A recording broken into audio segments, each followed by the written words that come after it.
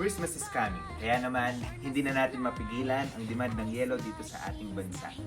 Ito ang magandang pagkakataon upang tayo magkaroon ng sariling business katulad ng pag-ice selling. Katulad ng ating ka-ice business na si Sir Lorenzo, hindi siya nagpapigil na siya magkaroon ng sariling negosyo. Siya ay taga Zamboanga City.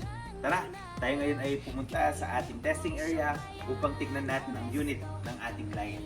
Right now, we are here in testing area and this is the actual unit of our client. Ito ang kanyang head unit.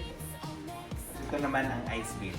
Kasama sa inavail ng ating client, ang ice bag, meron siyang kasamang umbrella, eco bag, pedal sealer, at ang ating reverse osmosis or ang ating water purifier na upgraded na. Mga ka-ice business, pwede po kayong bumisita sa ating showroom at sa ating warehouse at sa inyong mga katanungan at sa inyong mga inquiries.